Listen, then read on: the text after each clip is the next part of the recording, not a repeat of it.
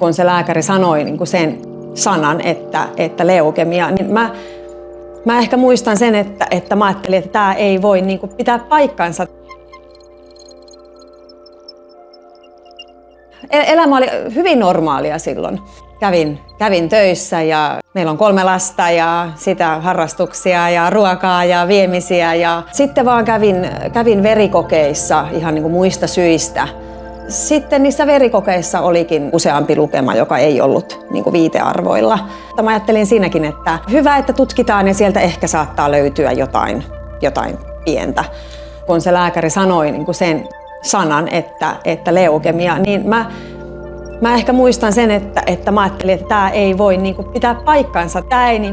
Tämä ei ole nyt mun elämää, josta puhutaan.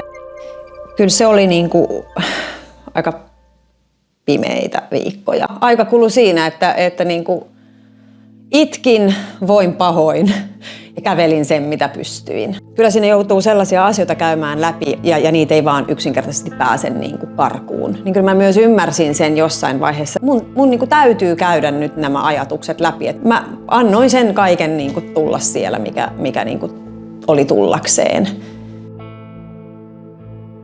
Mun tapauksessa kuitenkin sillä mun taudin kuvalla ja sillä riskitasolla, mikä mulla oli, nähtiin niin kuin ikään kuin tarpeelliseksi, että mulle täytyy tehdä se kantasolusiirto. Sen jälkeen mä lähdin vaan toivomaan sitä, että kumpa mulle tästä maailmasta niin kuin ikinä voisi löytyä sitten se kantasolu, niin kuin se luovuttaja. Ne oli pitkiä päiviä, mä en muista montako päivää siinä meni, mutta että mä odotin sitä puhelua, että löytyykö mulle sopivaa. Mutta samaan aikaan sitten monestihan niin kun joku omainen voi olla sopiva luovuttaja. Ja mulla on yksi sisko, mulla on isosisko, niin häntä sitten niin kun ryhdyttiin tutkimaan myös. Mun sisko oli sitten niin kun kudostyypiltään mulle sopiva ja sopivin. Edellisenä päivänä mun siskolta oli kerätty niitä kantasoluja. Sitten seuraavana päivänä ne hänen kantasolut pussissa tuotiin siihen mun sängyn viereen ja siinä mä katselin niitä ja sitten mun siskokukka oli siinä samassa huoneessa ja varmaan mä en vois mun siskolta toivoa enempää tietenkään, jos mähän sain niinku häneltä niinku tämän elämän, mikä mulla on nyt.